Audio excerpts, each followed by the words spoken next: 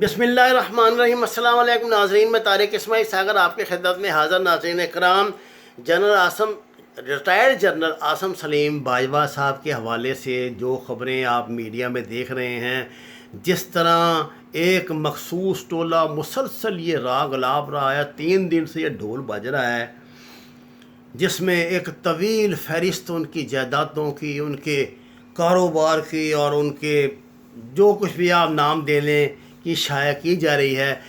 Mister Ahmad نورانی نے، جو ایک پرومیننٹ جرنلسٹ ہیں، مشہور جرنلسٹ ہیں، یہ سٹوری بریک کیا اور ان کا دعویٰ ہے کہ اس کے سارے ثبوت ان کے پاس موجود ہیں۔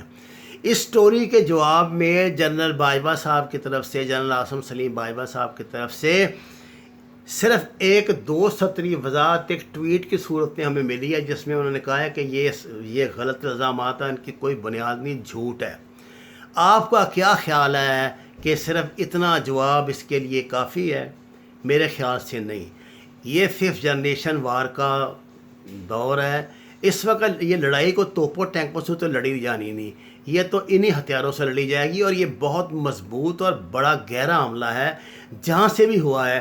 پاکستان اس وقت CPC کی وجہ سے پوری دنیا میں ہدف تنقید بنا ہوا ہے۔ چین کے دشمن، پاکستان کے دشمن، ہماری سلامتی کے دشمن اس محاذ پہ ہمارے خلاف اکٹھا ہو چکے ہیں، اور وہ ہر ممکن حربہ اس کے لیے آزمائیں گے۔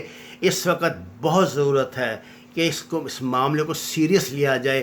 میری درخواست ہے عاصم سلیم باجوہ صاحب سے کہ براہ کرم وہ اگر سمجھتے ہیں کہ یہ غلط بات ہے تو وہ پاکستانی عدالتوں میں، امریکی عدالتوں میں مسٹر احمد نورانی کے خلاف کیس کریں، ان کو سو کریں، تاکہ جو دودھ کا دودھ اور پانی کا پانی ہو جائے۔ یہ سلسلہ ختم ہونا چاہیے۔ یہ کوئی بات نہیں کہ جو جرنیل موجود ہوتا ہے وہ اپنے ڈنڈے سے آپ کو بھیڑوں کی طرح ہانک رہا ہوتا ہے، اور جب وہ اپنے عہدے سے ہٹتا ہے تو آپ کو اس کی کرپشن اور اس کی جائیدادیں یاد آ جاتی ہیں۔ اگر آپ کو یہ یاد آ گیا ہے تو بڑی اچھی بات ہے، اگر صحیح ہے تو سزا ملنی چاہیے، غلط ہے تو ایسا کہنے والے کو سزا ملنی چاہیے۔ یہ کوئی بات نہیں۔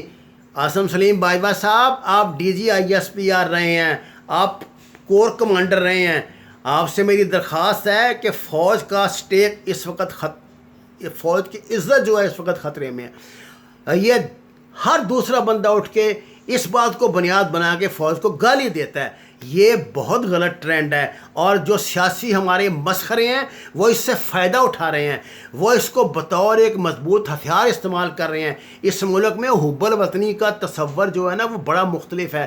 وہ یہ سمجھ لیتے ہیں جو برسر اقتدار ہے وہ چاہے کرپشن کرے، ملک کو لوٹ کے کھا جائے، برباد کر دے، فوج کے خلاف غیر ملکی اخبارات میں مضمون چھپاتا رہے، لیکن وہ اتھارٹی ہے حب الوطنی کی۔